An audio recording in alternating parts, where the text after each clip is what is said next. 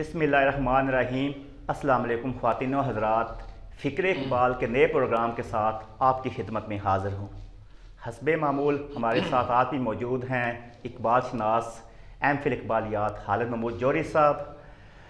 Programme کا آج کا ہمارا عنوان ہے شکوہ اور جواب شکوہ۔ یہ ہمارا پروگرام 2 پارٹس پر مشتمل ہے۔ پہلے حصے میں ہم شکوہ پر بات کریں گے اور پروگرام کا جو دوسرا پارٹ ہوگا اس میں جواب شکوہ پر ہم اقبال شناس خالد محمود جوہری صاحب سے فکر اقبال کے مد میں یہ جانیں گے کہ جواب شکوہ میں ہمارے لیے کیا سبق پنہاں ہے۔ السلام علیکم خالد صاحب۔ وعلیکم السلام جناب۔ Welcome to new programme.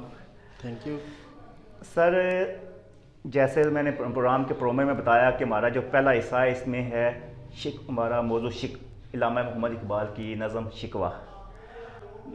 تو خالد صاحب، نظم شکوہ کا ہم آپ سے جاننا چاہیں گے کہ اس کا پس منظر کیا ہے، یہ نظم لکھنے کے محرکات کیا ہیں؟ اعوذ باللہ من الشیطان الرجیم، بسم اللہ الرحمن الرحیم۔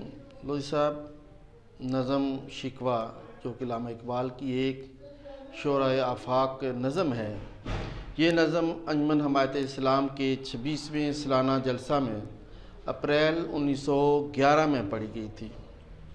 علامہ اقبال اعلیٰ تعلیم حاصل کرنے کے بعد جب وطن واپس لوٹے تو یہ ان کی پہلی نظم شکوہ تھی جو آپ نے انجمن حمایت اسلام کے کسی جلسہ میں پڑھی۔ تو اس نظم جو شکوہ ہے اس کا پس منظر جاننے کے لیے یہ ضروری ہے کہ ہم اس دور کے سیاسی، تہذیبی، ثقافتی، مذہبی، معاشی اور صہیونی جو اثرات ہیں، جو حالات، واقعات اور رجحانات ہیں، ان کا جائزہ لیں۔ اگر ہم سیاسی صورتحال کا جائزہ لیں تو اس وقت سیاسی صورتحال یہ تھی کہ سلطنت عثمانیہ کے بہت سے علاقے برطانوی تسلط میں تھے۔ ایران پر عملاً روسی اور برطانوی اثرات کی حکمرانی تھی۔ نیشنلزم کے تحت عرب جو تھے وہ ترکوں کے ساتھ بغاوت پر اتر آئے تھے۔ برصغیر کے مسلمان کچھ کانگریس کے حاشیہ بردار تھے، کچھ مغرب سے مروب تھے، اور اسی دور میں یعنی کہ 1911 میں بنگال کی جو تقسیم تھی اس کو تنسیخ کر دیا گیا۔ دوسری طرف یورپی طاقتوں نے علمی، تہذیبی اور ثقافتی سطح پر مسلمانوں کی جڑیں جو ہیں وہ کھوکھلی کرنا شروع کر دیں، اور مسلمانوں کے اندر ایک سازش کے تحت ان کے اندر لسانی اور نسلی قومیتوں کا احساس بیدار کرنے کی سازش کی گئی۔ عربوں کی قوم پرستی اور ترکوں کی قومی تحریک کا آغاز ہو چکا تھا۔ ہندوستان کے جو مسلمان تھے وہ مغلوں کے زوال کے بعد انگریزوں کے تسلط کی وجہ سے ذہنی پسماندگی کا شکار ہو چکے تھے۔ ہندوؤں نے انگریزوں کے ساتھ مل کر مسلمانوں کی ذہنی، تہذیبی، تعلیمی، معاشرتی اور مذہبی لحاظ سے مفلوج کر رکھا تھا۔ ہندوستان کے ہندوؤں نے بھی مسلمانوں کے تمام تہذیبی، ثقافتی اور مذہبی لحاظ سے ان کو ختم کرنے کے لیے ہر ممکن کوشش کی۔ اسی طرح صہیونی جو تحریکیں تھیں اور ان کی جو سرگرمیاں تھیں وہ بھی مسلمانوں کے لیے خطرے کی گھنٹیاں بجا رہی تھیں۔ یہودی فلسطین میں یہودی ریاست قائم کرنے کے درپے تھے۔ ایسی صورتحال میں پوری دنیا میں مسلمان ذلت، رسوائی اور پسپائی کی زندگی گزار رہے تھے اور مایوسی میں اضافہ ہی ہوتا جا رہا تھا۔ ایسے عالم میں اقبال جیسے ملت اسلامیہ کا درد رکھنے والے کیسے چپ رہ سکتے تھے؟ جو ملت اسلامیہ کی ترجمانی کرنے والے تھے تو وہ زیادہ دیر نہ خاموش بیٹھ سکتے تھے اور نہ ہی مسلمانوں کی بربادی کا تماشا دیکھ سکتے تھے۔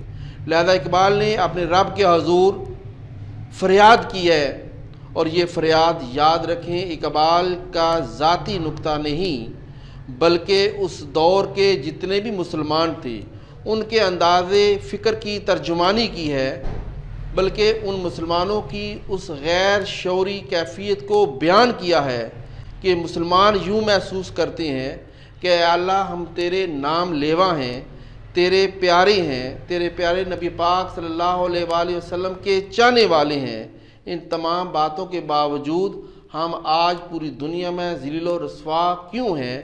تو لہذا اقبال نے شکوہ کی صورت میں اللہ تعالیٰ سے فریاد کی ہے، اور یہ تھا اس کا پس منظر شکوہ لکھنے کا۔ یہ ٹھیک ہو گیا۔ تو جوہری صاحب، علامہ اقبال صاحب نے جب یہ نظم پڑھی اس وقت ماحول کیسا تھا اور سامعین کا اس وقت کیا رد عمل تھا؟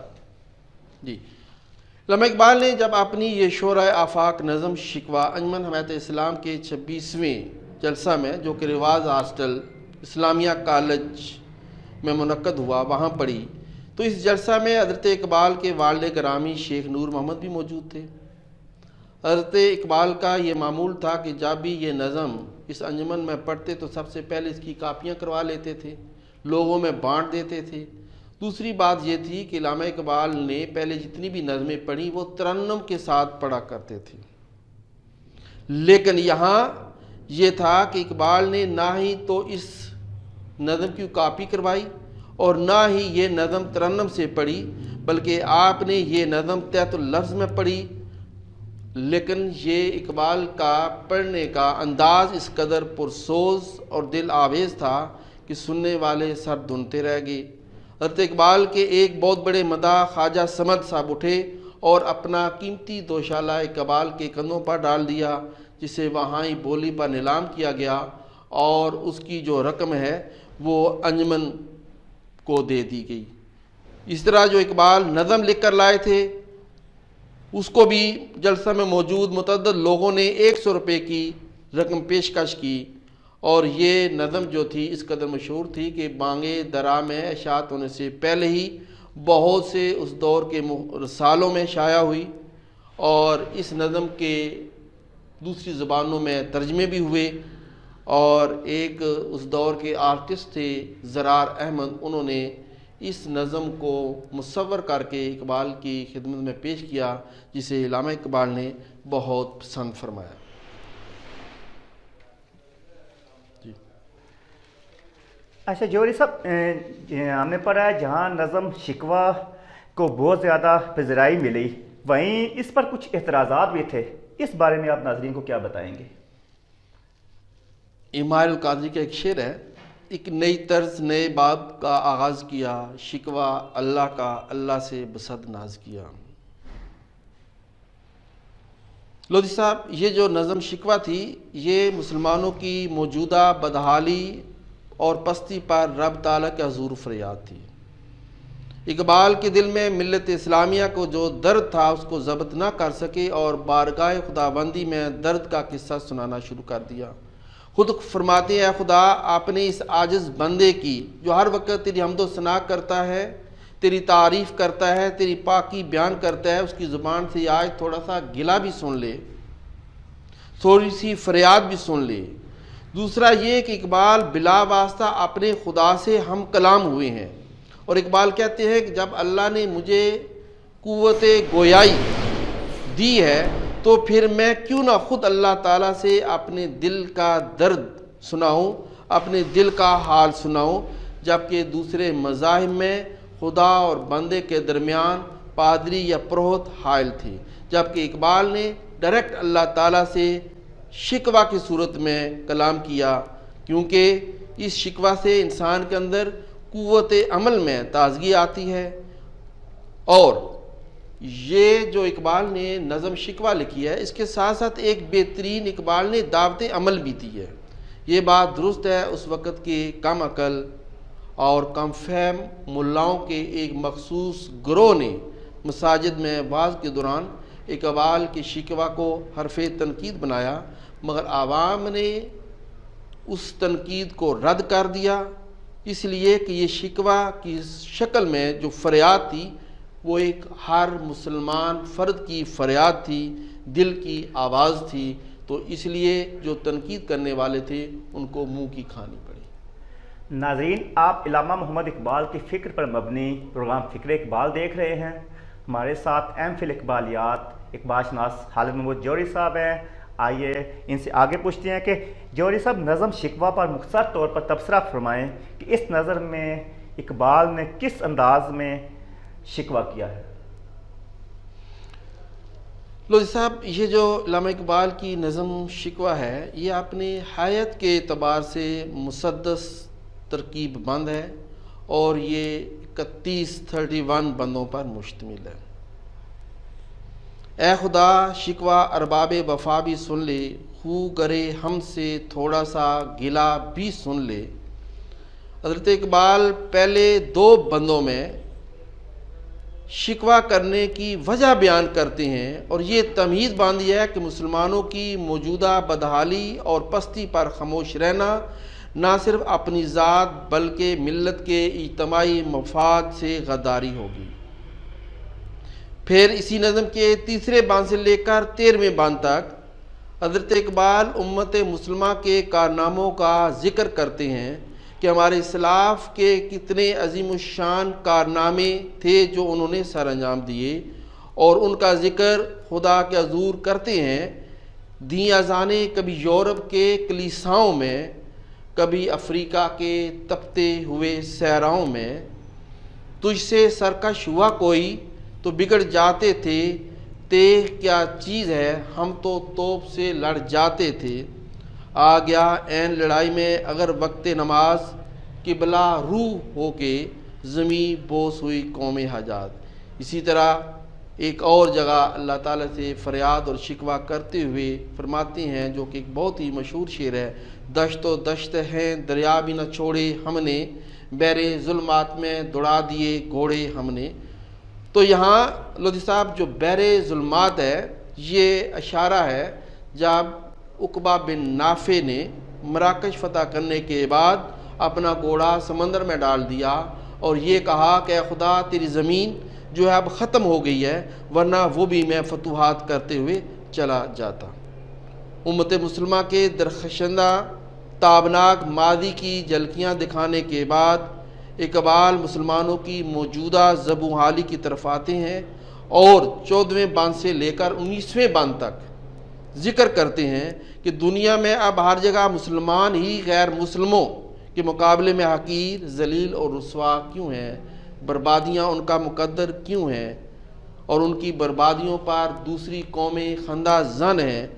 تو اس احساسات کو جو ہر مسلمان کے اندر لاشعوری طور پر موجود تھا اقبال بیان کرتے ہیں، خندہ زن کفر ہے احساس تجھے ہے کہ نہیں، اپنی توحید کا کچھ پاس تجھے ہے کہ نہیں۔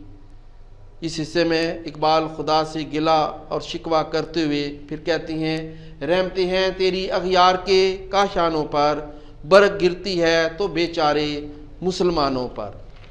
تو اسی طرح اقبال جو ہیں اپنے شکوہ کو آگے بڑھاتے ہوئے نظم کے 20ویں بند سے لے کر 23ویں بند تک اقبال رب کے حضور فریاد کرتے ہوئے یہ پوچھتی ہیں کہ میرے پروردگار، مسلمان آج بھی جو ہیں وہ توحید کے پرستار ہیں، رسول عربی حضرت محمد صلی اللہ علیہ وآلہ وسلم کے پیروکار ہیں، آج بھی ان کے دلوں میں اسلام کے بارے میں زبردست جوش اور ولولہ ہے، اس کے باوجود ہم تیری رحمت سے، تیرے لطف سے، کرم سے محروم کیوں ہیں۔ اقبال فرماتے ہیں اللہ سے شکوہ کرتے ہوئے، آگ تکبیر کی سینوں میں دبی رکھتے ہیں، زندگی مثل بلال حبشی رکھتے ہیں۔ آگے بڑھتے ہوئے اقبال شکوہ کے 24ویں اور 25ویں بند میں بیان کرتے ہیں، اور یہاں اقبال کا جو لہجہ ہے وہ تھوڑا سا مایوس ہو جاتا ہے، اور یہ فرماتے ہیں، حوصلے وہ نہ رہے، ہم نہ رہے، دل نہ رہے، لیکن ساتھ ہی پھر یکدم 26ویں بند میں اقبال کے اندر امید کی کرن پھوٹتی ہے اور فرماتے ہیں، نغمے بے تاب ہیں تاروں سے نکلنے کے لیے، طور مضطر ہے اسی آگ میں جلنے کے لیے۔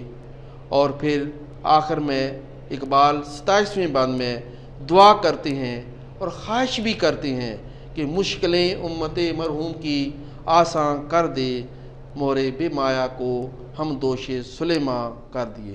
کیونکہ حضرت اقبال کی خواہش ہے کہ دور حاضر کے مسلمان ایک بار پھر دینی جوش و جذبے سے اپنے سینوں کو، اپنے دلوں کو منور کریں، اور پھر شاعر کی یہ آرزو ایک دعا کی شکل میں ڈل جاتی ہے، اور یہ سلسلہ اقبال اپنی نظم کے آخر تک چلاتے ہوئے کہتے ہیں کہ اقبال خدا سے مخاطب ہو کر کہتے ہیں، خدا میں تجھ سے دعا کرتا ہوں کہ میرے کلام میں ایسی تاثیر پیدا ہو کہ مسلمانوں کے دل اس سے متاثر ہو سکیں اور ان کے اندر احساس زیاں پیدا ہو جائے، ایک بار پھر ان کے دلوں کے اندر اسلام اور قرآن کی محبت جو ہے وہ موجزن ہو جائے۔ اگرچہ میں نے اپنا پیغام شعر کی صورت میں پیش کیا ہے، مگر اس پیغام کی روح تو قرآن مجید سے ماخوذ ہے۔ اقبال فرماتے ہیں، اجمی خم ہے تو کیا، میں تو حجازی ہے میری، نغمہ ہندی ہے تو کیا، لے تو حجازی ہے میری۔ جی بہت خوب۔ خالد محمود جوہری صاحب، یہ نظم تو 1911 میں پڑھی گئی، تو آپ کیا سمجھتے ہیں کہ آج امت مسلمہ کے جس طرح کے حالات ہیں، کیا ایک بار پھر شکوہ کی ضرورت نہیں ہے؟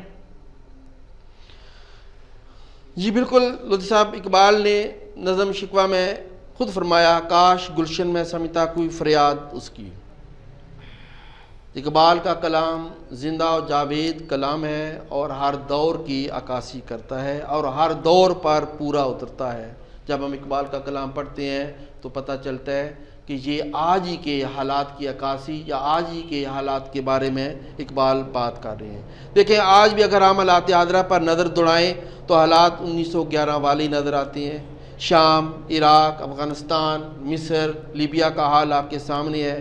فلسطین، کشمیر اور برما کے مسلمان پر جو مظالم ہیں وہ کسی سے ڈھکے چھپے نہیں ہیں۔ دیگر مسلم ممالک یورپ اور امریکہ کی غلامی میں لگے ہوئے ہیں۔ ہم بحیثیت مجموعی دینی، ثقافتی، اخلاقی، تہذیبی اور سماجی لحاظ سے، معاشی لحاظ سے زبوں حالی کا شکار ہیں۔ احساس ملی جو ہے وہ ہمارے اندر ختم ہو چکا ہے۔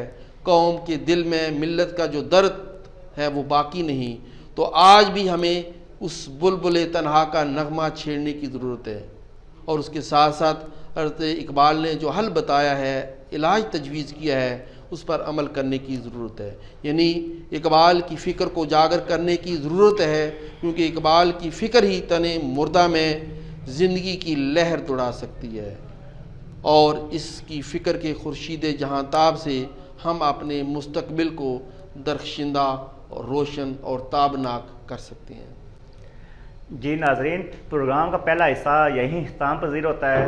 اس حصے میں ہم نے علامہ اقبال کی نظم شکوہ پر تبصرہ کیا ہے۔ اب اگلے حصے میں ہم علامہ اقبال کی دوسری نظم جواب شکوہ پر تبصرہ کریں گے۔ ہمارے ساتھ رہیے گا۔